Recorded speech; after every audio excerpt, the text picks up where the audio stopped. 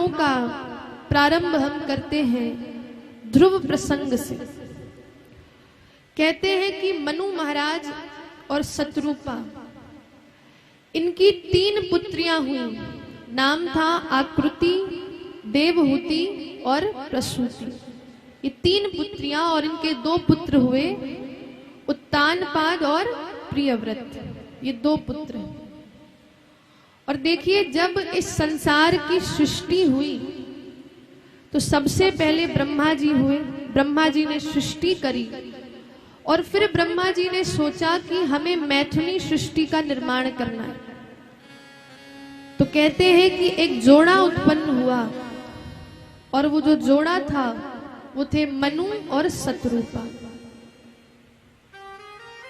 मनु शत्रुपा ने ही इस मैथुनी सृष्टि का निर्माण किया और इसीलिए आज हम मानव कहलाए जाते हैं, क्योंकि हम मनु की संतान हैं। हम सब राजा मनु की संतान हैं, इसीलिए हमें मानव कहा जाता है। हम मनुष्य हैं। और सबसे पहले जब ये सृष्टि उन्होंने बनाई, मैथुनी सृष्टि जब प्रारंभ हुई, तो सबसे पहली जो रचना थी वो एक पुत्री थी। सबसे पहले बेटा नहीं आया, सबसे पहले एक बेटी आई। सबसे पहले बेटी का ही इस संसार में, इस सृष्टि में प्रादुर्भाव हुआ और नाम था उनका आकृति। परंतु आज का समाज ऐसा हो गया है कि जब बेटी जन्म लेती है तो लोग उदास हो जाते हैं। जब घर में बेटी आ जाती है तो लोगों के मुख मुरझा जाते हैं, और जब बेटा आता है तो ढोल नगाड़े बजते हैं। अरे बेटा हो गया, पुत्र हो गया, क्योंकि पुत्र जो है वही तार सकता है, ऐसे मान्यता है। और जब बेटी होती है तो लोग उदास हो जाते हैं। परंतु देखिए, सृष्टि में जो प्रथम कृति आई है, प्रथम जो रचना है, वो एक बेटी ही है। और लोग समझते हैं कि बेटी होना एक बोझ है। परंतु हम इससे देख सकते हैं कि नारी का, बेटी का कितना हमारे समाज में महत्व है। आप प्राचीन काल में देखिए, प्राचीन काल में हमारी बेटियों का, नारियों का इतना सम्मान होता था। कोई भी कार्य हो, चाहे यज्ञ हो, चाहे शास्त्रार्थ करना हो, तो नारियां सबसे आगे होती हैं। और कहती हैं कि जो सबसे पहली, जो हमारे आदि शंकराचार्य हैं, उनको भी एक नारी ने हरा दिया था शास्त्रार्थ। मंडन मिश्रा की पत्नी ने आदि शंकराचार्य को हरा दिया था। तो देखिए, बेटी का कितना महत्व है, नारी का कितना महत्व है। और आप किसी भी देखिए मंदिर में जाएं तो सबसे पहले किसका नाम लिया जाता है? राधे कृष्णा, राधे कृष्ण, सीता राम, नमः पार्वती पते, हर हर महादेव। तो भगवान ने भी नारी को प्रथम स्थान दिया है। और जब हम भगवान को प्रार्थना करते हैं, भगवान को मनाते हैं, तो कहते हैं त्वमेव माता च पिता त्वमेव। पहले क्या कहते हैं? तुम ही माता हो, फिर तुम ही पिता हो। और जब हमारे जो राम जी हैं, जब सुबह उठते हैं तो क्या करते हैं? प्रात काल उठ के रघुनाथा, मात पिता गुरु नावहि माथा। सुबह उठते हैं तो सबसे पहले अपने माता के चरणों को स्पर्श करते हैं। तो नारी का सम्मान तो हमारे भगवान भी करते हैं। नारी तो प्रथम पूजनीय है। आज का समाज देखिए कितना ढोंग करता है। जब स्वयं के घर में बेटी हो जाती है तो दुखी हो जाता है, कह रहा है, कहता है कि मेरे घर में बेटी हो गई है, अब कैसे होगा, क्या होगा। और वही लोग जब नवरात्रि आती है तो वही लोग दुर्गा मैया से प्रार्थना करते हैं, हे मैया मुझे वो देना, ये दे दो मुझे, वो दे दो। तो ये कितना डुअल कैरेक्टर है कि पहले जब बेटी स्वयं घर में आती है तो तुम कहते हो कि नहीं मुझे बेटी नहीं चाहिए, और वहीं जब नवरात्रि आ जाती है तो इन्हीं दुर्गा माँ को, ये स्त्री का ही तो स्वरूप है, इन्हीं दुर्गा मैया को मनाते हो। वाणी की देवी कौन है? सरस्वती मैया है, वो भी एक स्त्री है। शक्ति स्वरूपा कौन है? दुर्गा मैया, वो भी एक स्त्री है। राधा रानी, वो भी स्त्री स्वरूप है। तो आप ये ढोंग क्यों करते हैं? अरे बेटी होना, हर पुराण में लिखा है कि जिसके घर में बेटी होती है वो घर साक्षात मंदिर होता है, साक्षात वो मंदिर है। और हम दुखी हो जाते हैं। यहाँ तक तो ऐसा भी कहा जाता है कि जब बेटे होते हैं तो लोग शंख बजाते हैं, अरे बेटा हुआ है, बेटा हुआ है। दोनों बराबर हैं, हम कभी दर्जा ही नहीं देते। और अगर हम नारियों को सम्मान नहीं देंगे, नारियों को पढ़ाएंगे नहीं, तो जो आने वाली जो पीढ़ियां होंगी वो भी कैसी होंगी? वो भी बर्बाद ही निकलेंगी, संस्कार विहीन रहेंगे। इसलिए नारी जो है वो प्रथम पूजनीय है, सम्माननीय है, और हम सबको उनका सम्मान करना चाहिए। चाहे आप कोई भी पुराण खोल लीजिए, चाहे श्रीमद् भागवत हो, चाहे शिव महापुराण हो, कोई भी पुराण आप देख लीजिए, चाहे रामचरितमानस हो, हर ग्रंथ में नारी की महिमा लिखी गई है। प्राचीन काल में गार्गी, अपाला, ये सब नारियों के जो नाम हैं, इन्होंने हमारे देश का नाम कितना ऊंचा कर रखा है। तो इसलिए इन कथाओं के माध्यम से हम आपको यही सिखाना चाहते हैं, यही बताना चाहते हैं कि नारी का हम जितना सम्मान करेंगे भगवान हमसे उतना प्रसन्न होंगे।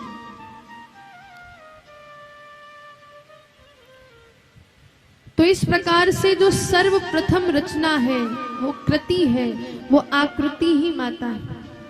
उसके बाद आकृति, देवहूति, प्रसूति हुई, और फिर उनके दो पुत्र हुए, उत्तानपाद और प्रियव्रत। तो इस प्रकार से कथा आगे बढ़ती है। और अब हम चतुर्थ स्कंद की कथा में प्रवेश कर रहे हैं। प्रियव्रतोत्तानपादो शतरूपा पतिः सुतो वासुदेवस्य कलया रक्षयाम जगता स्थितौ।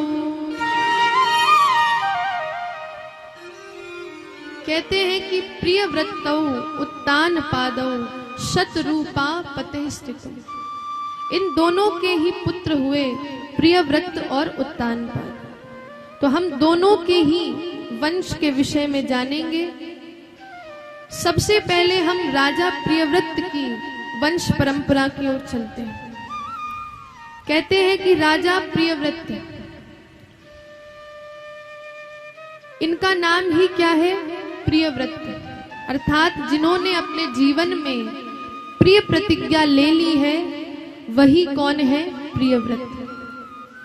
और दूसरे हैं राजा उत्तानपाद, अर्थात जिनका इस संसार में जिनकी पद प्रतिष्ठा है, इस संसार में जिनका सम्मान है, वही राजा उत्तानपाद है। तो कहते हैं कि राजा उत्तानपाद, इनकी दो पत्नियां हुई। कौन कौन? नाम बताइए आप लोग। सुनीति और सुरुचि। तो सबसे पहली पत्नी का नाम है सुनीति, और सुनीति का मतलब है सुष्टुः नीतिरस्यः सा सुनीति, अर्थात जो नीति से चले वही कौन है? सुनीति। और सुरुचि कौन है? कहते हैं कि स्वस्य रुचिरस्य सह सुरुचि, अर्थात जो अपनी रुचि अनुसार चले वही कौन है? सुरुचि।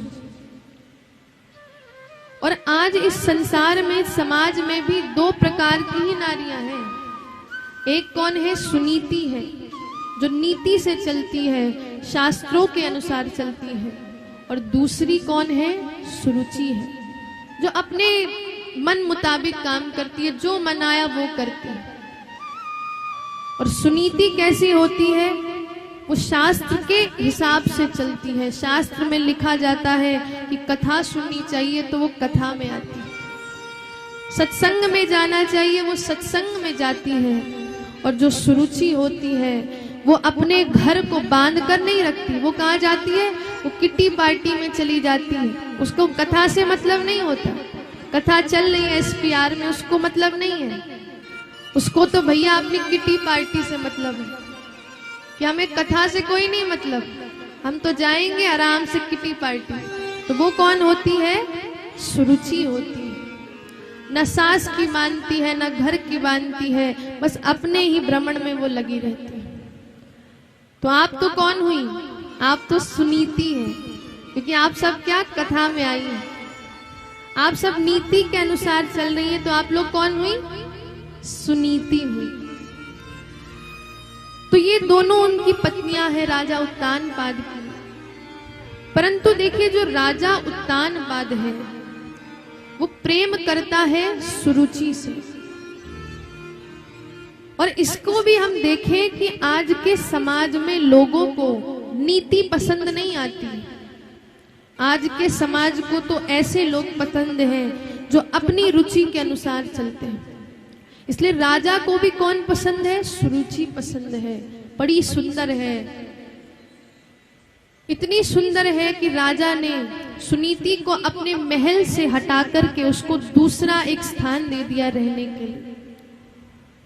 परंतु देखिए, जो सुनीति होती है उसके घर में साक्षात ध्रुव जैसे पुत्र आते हैं। जो नारी नीति से चलती है उसके घर के जो पुत्र होते हैं बड़े संस्कारी होते हैं। और इसीलिए जो नीति है, सुनीति है, उनके पुत्र है ध्रुव जी महाराज। और सुरुचि के पुत्र का नाम है उत्तम। तो इस प्रकार से दोनों ही पुत्र हैं, दोनों खेलते हैं। मित्रों के साथ एक दिन ध्रुव जी महाराज खेल रहे थे और तभी एक प्रश्न पूछा गया ध्रुव से कि तुम्हारे पिताजी कहाँ हैं? तो तभी एक मित्र कहता, अरे इसके तो पिता साक्षात हमारे साम्राज्य के राजा उत्तानपाद हैं, चलो तुम्हें लेकर चलते हैं। कहते हैं कि उसको ले गए, ध्रुव जी महाराज को ले गए। और ध्रुव जी जाते ही उन्होंने अपने पिता को देखा, बैठे हुए हैं राज सिंहासन पर। और जैसे ही पिता को देखा आंखों में आंसू आ गए। पहली बार पिता के दर्शन किए, भागते हुए पिता के चरणों में जाकर प्रणाम किया और उनकी गोद में बैठ गए। पिता भी प्रसन्न है क्योंकि पुत्र ध्रुव जी महाराज बड़े ही सुशील हैं, सुंदर हैं। पिता का सम्मान किया उन्होंने, बैठ गए जाकर। और उसी समय आगमन होता है सुरुचि का। सुरुचि कहती है, हटो यहां से। क्यों माताजी, मैंने क्या कर दिया? ये मेरे भी पिताजी हैं। तो सुरुचि कहती है कि जब तक तुम मेरी गर्भ से जन्म नहीं लोगे तब तक तुम्हें अधिकार नहीं है यहां बैठने का। इसीलिए जाओ, उस परम पुरुष की तुम वंदना करो, जाकर के उस परम पुरुष को ये प्रार्थना करो कि मेरा जन्म सुरुचि माता के गर्भ से हो जाए। अब ध्रुव जी महाराज के मन में एक बात अटक गई कि देखो, मैं पिता के पास आया और पिता ने माता के कथनानुसार मुझे अपनी गोद से उतार दिया। बहुत गुस्से में आया। अब आप ही सोचिए कि 5 साल का बालक जो अपने पिता से प्रेम की याचना के लिए आया था, उस बच्चे को यदि कोई हटा दे तो उसको कितना दुख लगेगा। ध्रुव जी महाराज बड़े क्रोधित हैं आज। और जाते ही अपनी माँ से बताया कि माँ मेरे साथ उन्होंने इतना गलत किया, मुझे अपनी ही गोद से निकाल दिया। परंतु देखिए सुनीति माँ जो नीति से चलती है, उन्होंने कहा कि देखो बेटा, अपने मन में कभी भी किसी के लिए गलत बात मत लाना। अरे वो भी तुम्हारी माता ही है, तुम्हारी माता ही है, और माता ने यदि तुम्हें कुछ कह दिया तो कोई गलत बात नहीं है, कोई गलत बात नहीं है। क्या कहा ये तो बता। तो कहा कि जाकर के परम पुरुष की तुम सेवा करो, परम पुरुष को निवेदन करो कि मेरे गर्भ से जन्म ले। माता ये परम पुरुष कौन है? तो सुरुचि कहती है देखो, ये जो सुरुचि है यही तुम्हारी वास्तविक माता है। क्यों माता है? क्योंकि मैंने कभी तुम्हें उस परम पुरुष का पता नहीं बताया, परम पुरुष के बारे में नहीं बताया। और सुनीति ने कहा कि सुरुचि ही तुम्हारी वास्तविक माता है, क्योंकि उन्होंने परम पुरुष उस नारायण का पता तुम्हें बताया। इसलिए उनके प्रति गलत भावना मत रखना। अगर आज की तरह वो सुनीति होती तो कहती कि बड़े हो जाना, उससे बदला जरूर लेना। परंतु सुनीति कहती है वो भी तुम्हारी माँ है, वही तुम्हारी वास्तविक माँ है। ऐसी हमारी सुनीति है। ध्रुव जी ने कहा कि प्रभु से मिलने का क्या रास्ता है, उस परम पुरुष से कैसे मिला जाए? तो माँ ने कहा जंगलों की ओर चले जाओ, और जंगलों की ओर जाओगे तो तुम्हें उस परम पुरुष का पता अपने आप ही मिल जाएगा। तो इस प्रकार से हमारे ध्रुव जी महाराज जो इतनी सुख सुविधाओं में बैठे हैं, इतने सारे सुख सुविधाएं हैं, पर आज सब कुछ छोड़कर उस परम पिता परमेश्वर की खोज में निकल पड़ते हैं। और आदेश किसने दिया है? मां ने आदेश दिया है। एक बार सभी कहेंगे राधे राधे, और ध्यान मेरी तरफ रखना है, क्योंकि कथा का फिर क्रम जो है वो टूट जाएगा। इसलिए सभी लोग मेरी तरफ देखकर सुंदर सी इस कथा को श्रवण करें। तो कहते हैं कि सुनीति माँ ने ही ध्रुव जी महाराज को उस कटीले जंगल में भेजा, और ऐसी माँ को तो बारंबार प्रणाम करना चाहिए। क्यों प्रणाम करने योग्य है? क्योंकि देखिए आज की माँ जो है वो किसी भी संत के पास जाती है, क्या कहती है? आशीर्वाद दे दीजिए कि मेरा बेटा इंजीनियर बन जाए। आप लोग कहती हो आशीर्वाद दे दीजिए कि मेरा बेटा डॉक्टर बन जाए, ये बन जाए। पर कोई माँ ये नहीं कहती कि मेरा बेटा भक्त बन जाए। वो संत से ये नहीं कहती कि हाथ देखिए क्या ये बहुत बड़ा भक्त बन सकता है। नहीं नहीं, ये नहीं पूछती है। ये पूछती है क्या ये इंजीनियर डॉक्टर बहुत सारा धन कमाएगा। परंतु सुनीति माँ तो प्रणाम करने योग्य है, क्योंकि उन्होंने अपने बच्चे को, अपने पुत्र को, 5 वर्ष के पुत्र को जंगल भेज दिया। किसने? नारायण की खोज में। तो ऐसी माँ तो प्रणाम करने योग्य है। माँओं को उनसे सीखना चाहिए कि आप अपने बच्चों को पढ़ाइए, खूब पढ़ाइए, जहां भेजना है पढ़ने के लिए वहां भेजिए, पर उनके अंदर भक्ति का भी सूत्रपात करिए। बहुत से लोग ऐसा कहते हैं कि भैया भक्ति जो है वो बचपन की नहीं होती, भक्ति का तो सही समय बुढ़ापा होता है। बचपन में कहाँ भक्ति होती है? हम तो भैया बचपन में करेंगे, बचपन में भक्ति नहीं होती। पर उनसे ये पूछना आप कि क्या आप 55 साल तक जीवित रहोगे? आपके पास भरोसा है? पता नहीं कब चले जाएं इस धराधाम को हम छोड़कर। किसी को ठिकाना नहीं है कि कब हमारी जो ये सांस है अभी चल रही है, अगले सेकंड चलेगी कि नहीं, किसी को नहीं मालूम। पर हम क्या कहते हैं कि हम तो भैया 55 में भक्ति करेंगे। अब 55 में क्या होता है?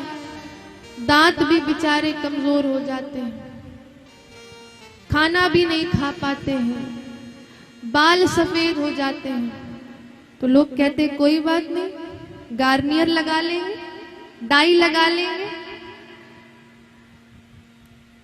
इतने सारे स्टेप्स आते हैं कि मृत्यु तुम्हारे एकदम नजदीक है, बाल सफेद हो जाते हैं, घुटने से चल नहीं पाते, दर्द होने लगते हैं। इतने सारे ये मृत्यु आपको बताती है कि भैया अब प्रभु की भक्ति प्रारंभ कर लो, अब कर लो। पर नहीं महाराज, हम तो बहुत सारे ऑप्शंस ढूंढ लेते हैं। बाल सफेद हैं तो काले कर लेंगे, दांत निकल रहे हैं तो नकली दांत लगा लेंगे। आजकल तो सब सिस्टम आ गया है। तो इसलिए भक्ति की कोई उम्र नहीं होती। और ये ध्रुव जी महाराज आज बता रहे हैं, जो कटीले जंगलों में निकल गए हैं। अब देखिए 5 साल का बच्चा, आप लोगों के यहाँ देखिए बच्चे हैं छोटे, तो आप उनकी सुरक्षा का कितना ध्यान रखते हैं। इतनी सारी सिक्योरिटी लगी है कि कहीं बच्चा चला ना जाए, फिर भी एक डर रहता है। परंतु उन माँ ने, सुनीति ने उस कटीले जंगल में भेज दिया नारायण को खोज के आना। और हमारे जो ध्रुव महाराज हैं वो आज निकल पड़े हैं जंगल की ओर। और तभी एक आवाज आती है, नारायण श्रीमन नारायण नारायण सभी गाते हुए नारद जी का आगमन हो रहा है।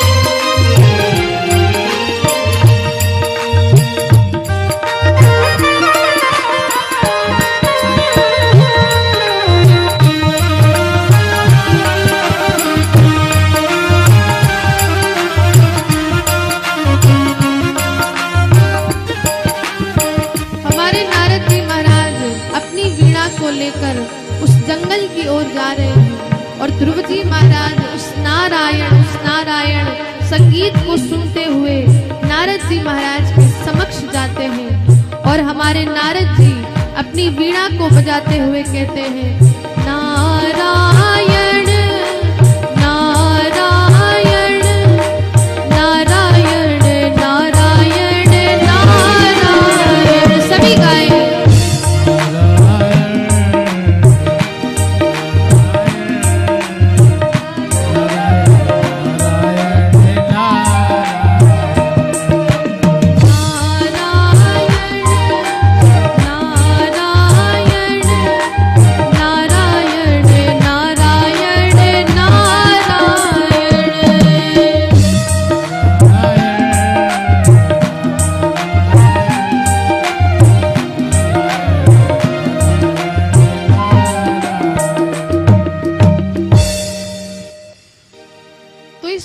से नारद जी नारायण नारायण करते हुए आज ध्रुव जी महाराज के समक्ष उपस्थित हुए।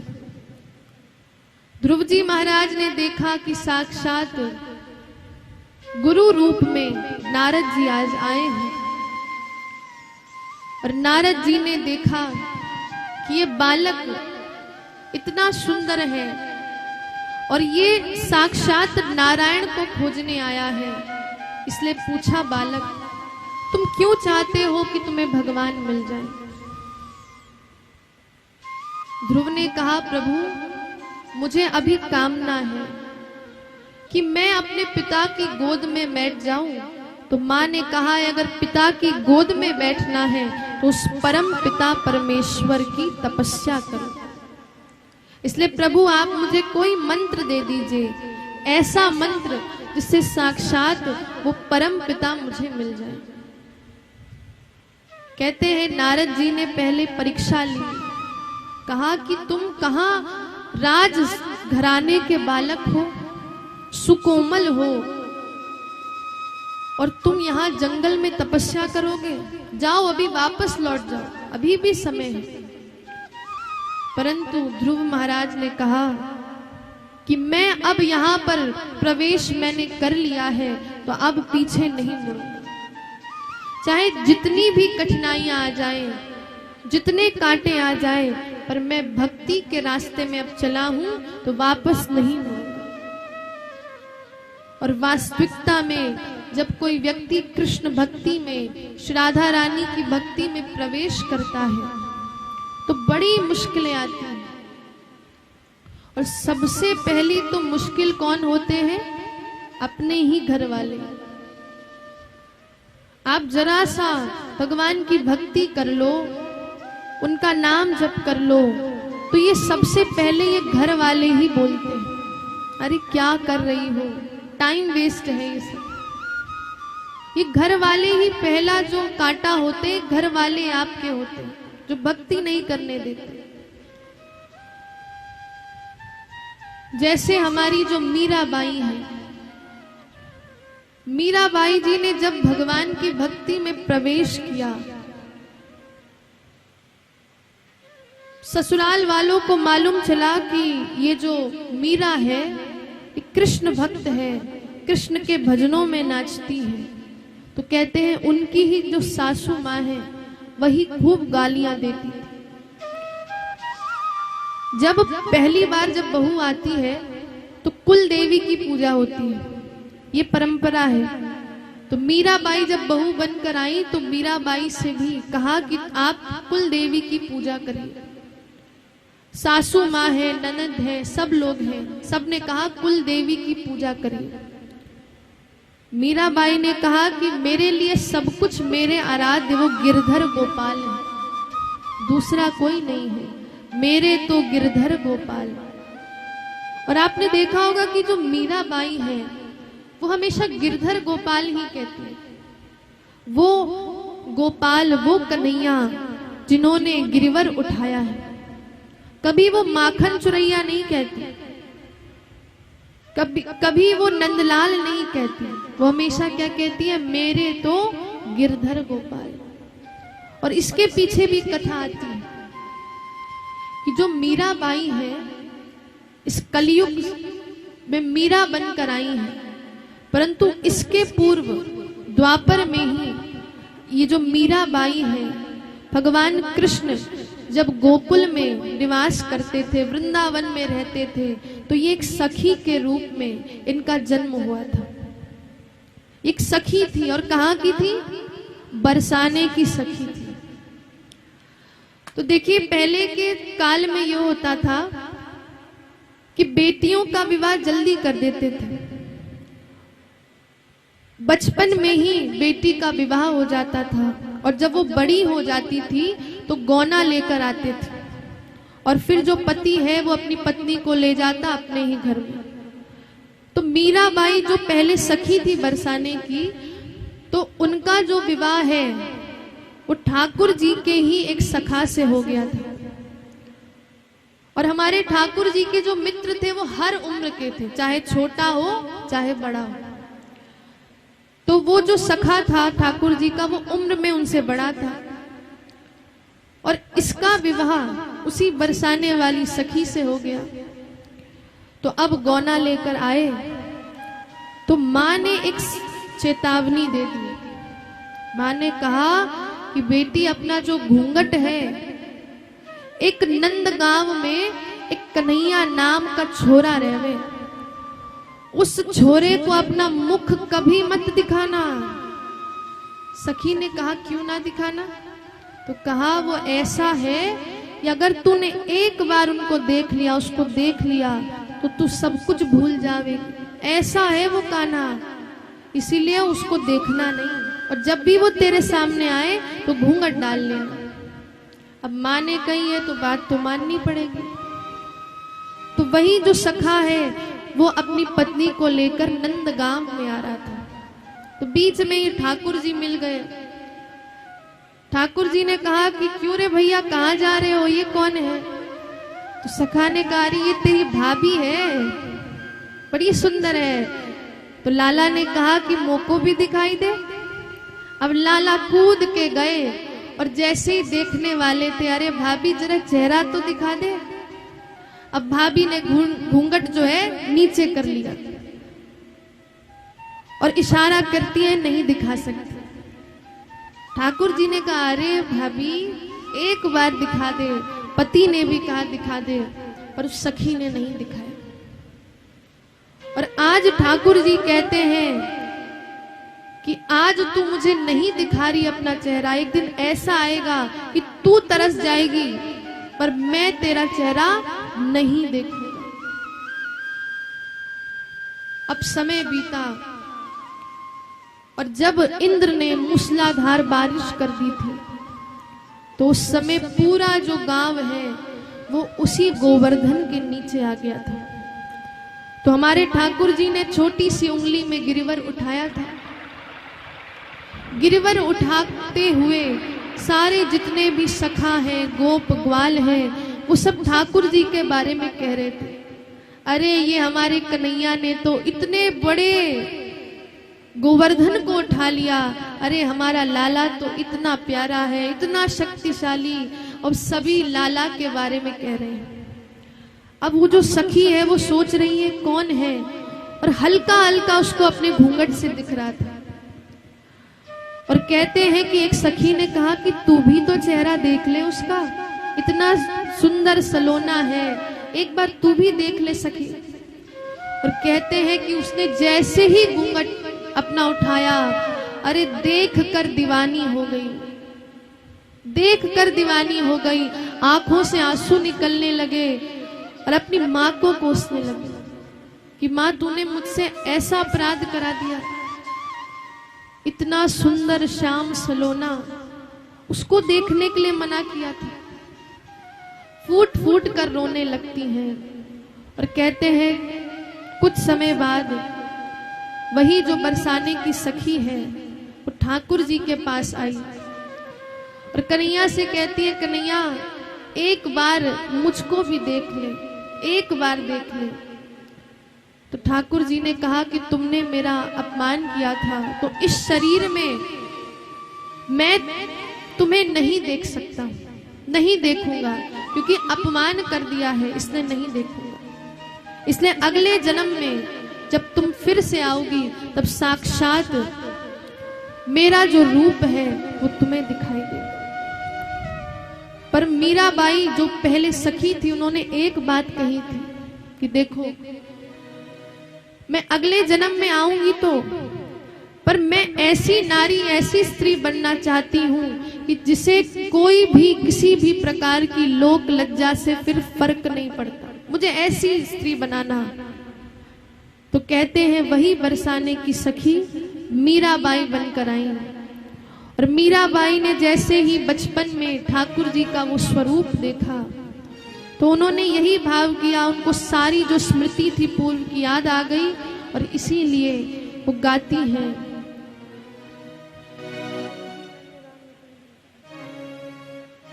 मीराबाई गाती हैं, बड़ा ही उनका सुंदर पद है कि पायो जी मैंने राम रतन धन पायो। तो सभी लोग गाते हुए पायो जी मैंने राम रतन धन पायो, पायो जी मैंने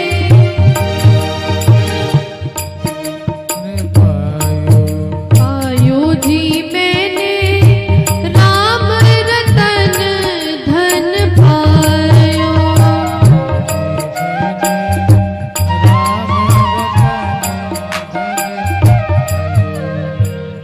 और मीराबाई कहती है कि मैंने पा लिया है क्या।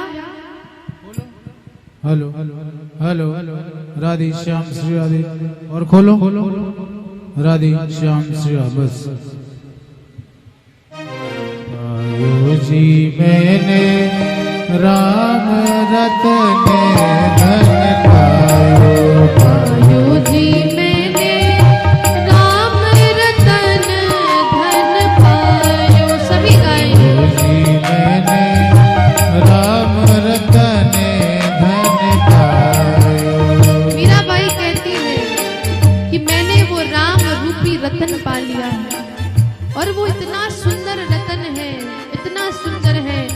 अब मुझे ना किसी जेवर की आवश्यकता है, ना किसी हीरे ना सोने की। बस मुझे राम रूपी, कृष्ण रूपी, गिरधर रूपी रत्न मिल गया है। अब मुझे किसी भी सोने की, ना हीरे की, किसी की आवश्यकता नहीं है। इसलिए मीराबाई गाती है, पायो जी मैंने राम रतन धन पायो, पायो जी मैंने राम रतन धन पायो, पायो जी मैंने राम रतन धन पायो, पायो जी मैंने राम रतन धन पायो।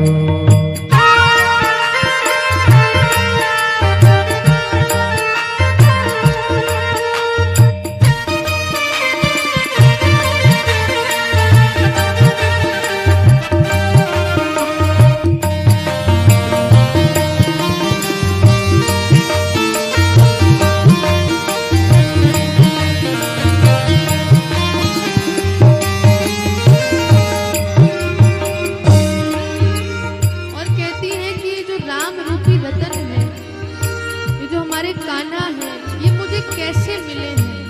तो कहा कि ये जो रतन है वो गुरुदेव के ही कारण मिले, गुरुदेव के ही कारण आज मुझे मेरे गिरधर मिल पाए हैं। इसलिए कहती हूँ, वस्तु अमोलक तिन्ही मेरे सतगुरु, वस्तु अमोलक दी मेरे सतगुरु, वस्तु अमोलक, वस्तु अमोलक, वस्तु अमोलक तिन्ही मेरे सतगुरु, वस्तु अमोलक दी मेरे सतगुरु, वस्तु अमोलक तिन्ही मेरे सतगुरु, वस्तु अमोलक दी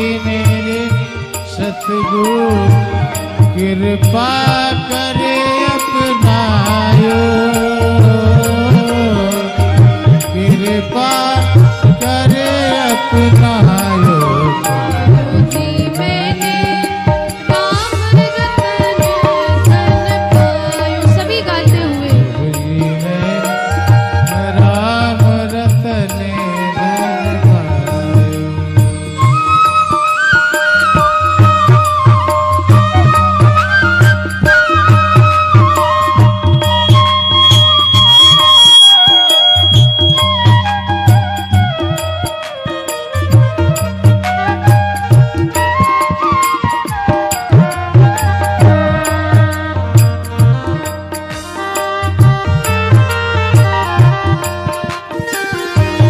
और आगे कहते हैं, जन्म जन्म की पूंजी पाई, जन्म जन्म की पूंजी पाई, जन्म जन्म की, जन्म जन्म की, जय हो।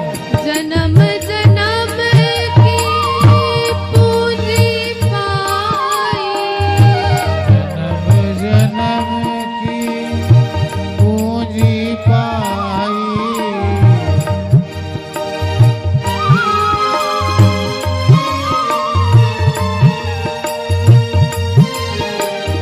जग में सभी खुबायो,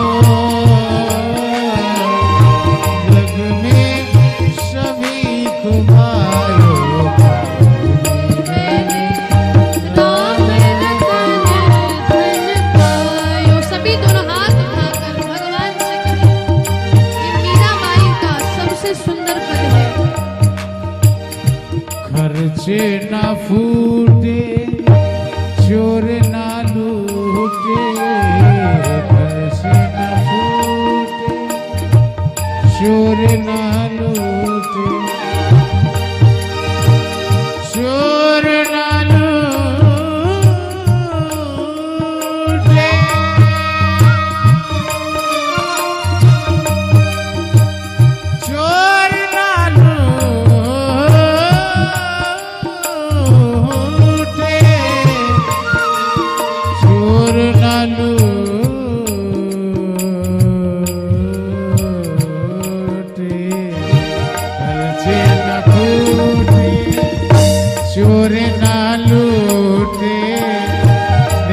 दिन बढ़त सबायो, दिन बढ़त सबायो,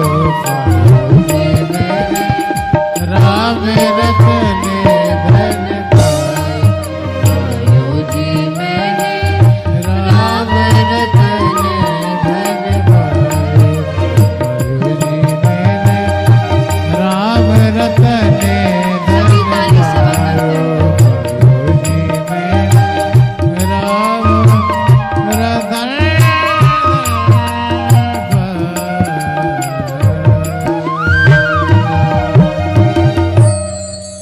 मीराबाई कहती है कि पायो जी मैंने राम रतन धन पायो, वस्तु अमोलक दीन ही मेरे सतगुरु। जो ये राम रतन उन्हें मिला है, गुरुदेव की ही कृपा से मिला है। तो मीराबाई के गुरुदेव कौन थे? कौन थे? इधर से किसी को मालूम है? रैदास, उनके गुरु का नाम था रैदास। और कहते हैं कि जो हमारी मीराबाई जो वाद्य यंत्र बजाती थी, वो वाद्य यंत्र भी उनके गुरुदेव रैदास जी ने ही उनको दिया था। जब प्रथम बार उन्होंने मीराबाई की आवाज सुनी तो कहा कि तुम्हारी आवाज में इतनी मधुरता है, इतना आकर्षण है कि तुम अपने उस गिरधर को बुला सकती हो। और कहते हैं तब से हमारी जो मीराबाई है अपने वाद्य यंत्र को बजाती रहती, नृत्य करते हुए अपने गिरधर गोपाल को रिझाती। तो मीराबाई को भी जब वो भक्ति में आई तो उनके ही जो सास ससुर हैं, ननद हैं, सबने पता नहीं क्या क्या नहीं कहा। इसीलिए जब भी व्यक्ति भक्ति में आता है तो अपने ही घर वाले उसको विरोध करते हैं, परंतु विरोध होता है, हमें पीछे नहीं हटना चाहिए। भगवान ही तो हमारे असली माता पिता हैं, वही हमारे हैं।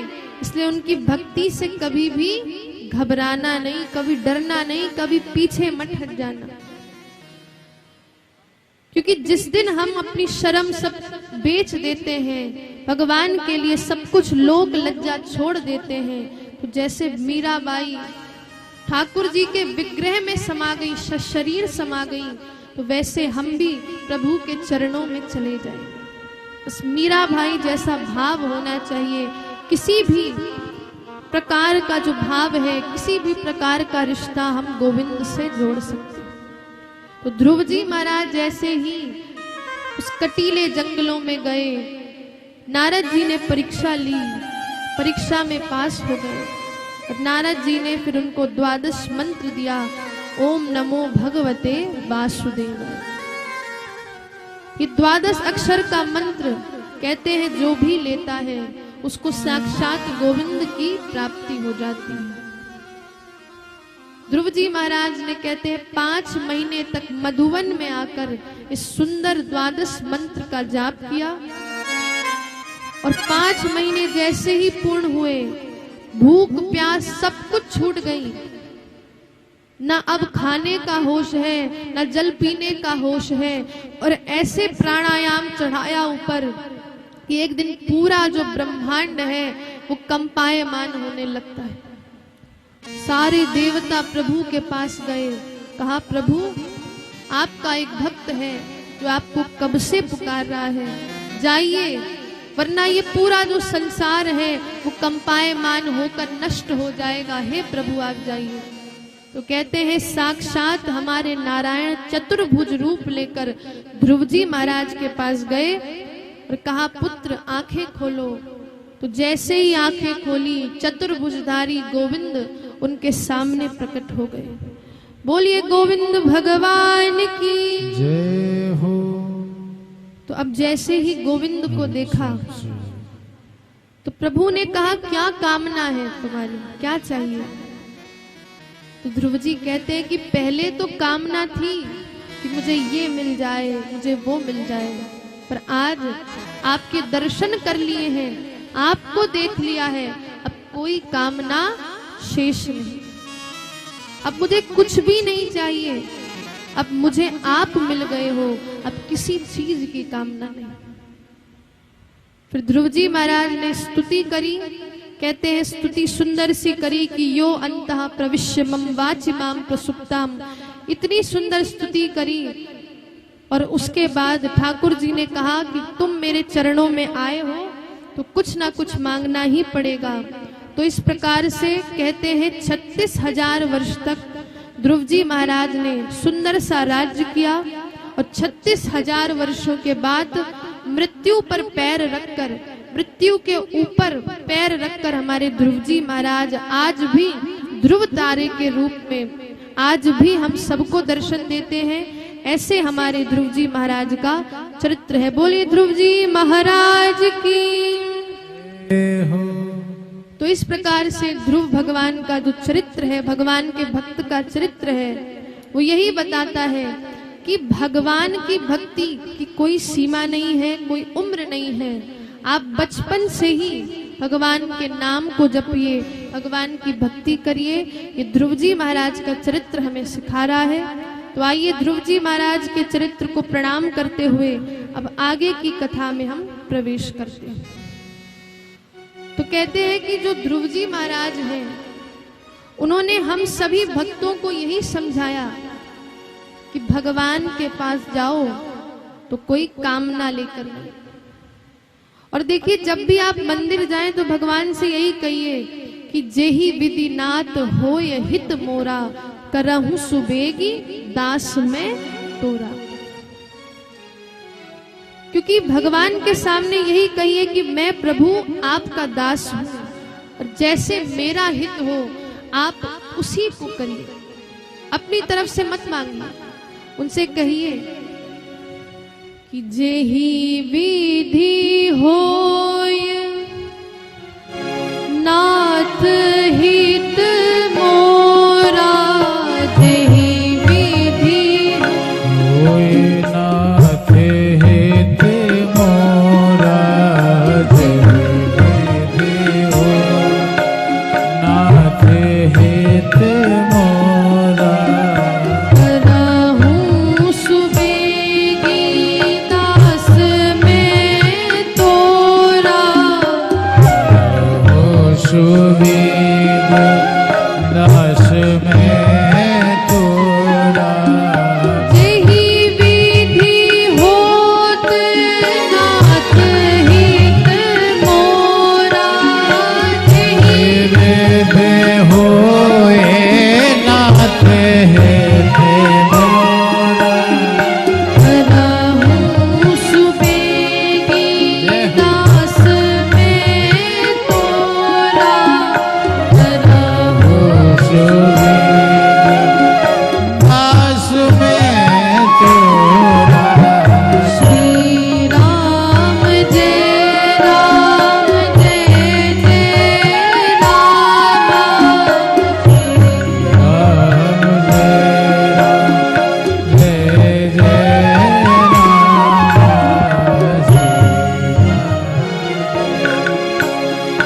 जय जय राम,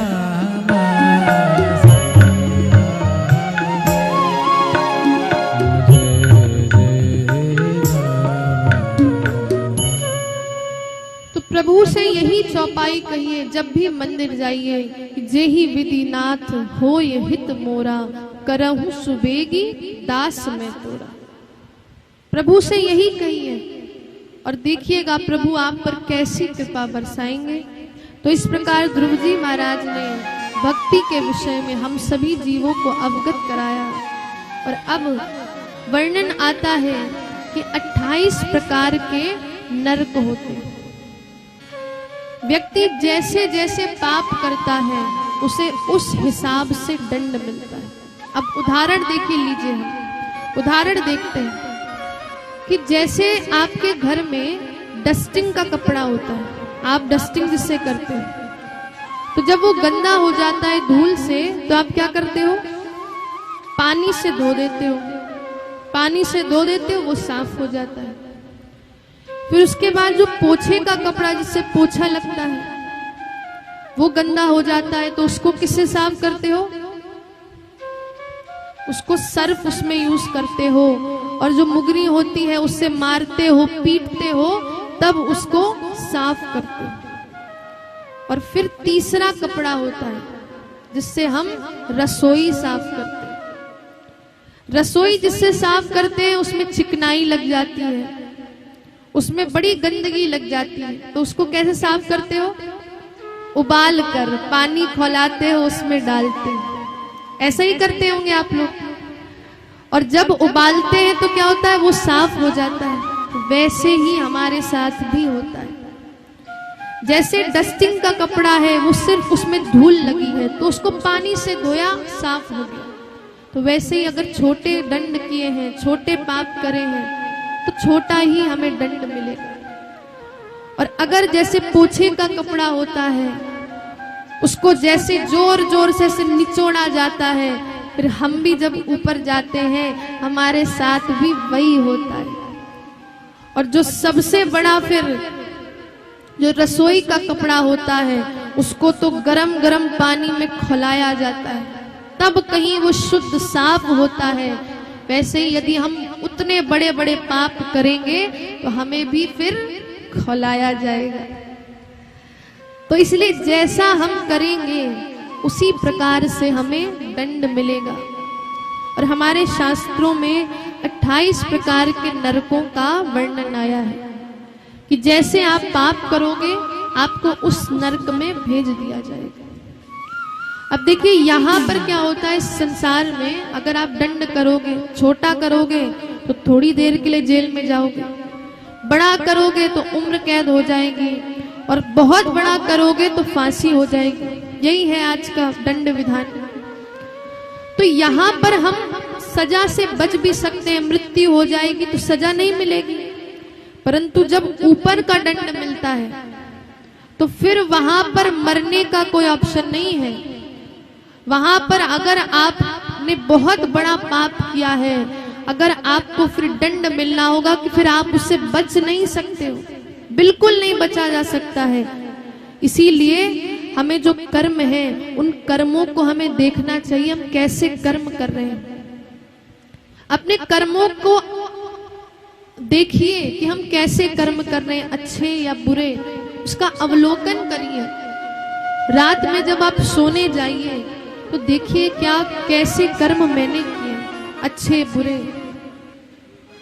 हम कोई जैसे स्टोर जाते हैं, मॉल जाते हैं, तो वहां पे लिखा रहता है कि कैमरे से सावधान रहिए, तो हम लोग सावधान हो जाते हैं और सावधानी से फिर काम करते हैं।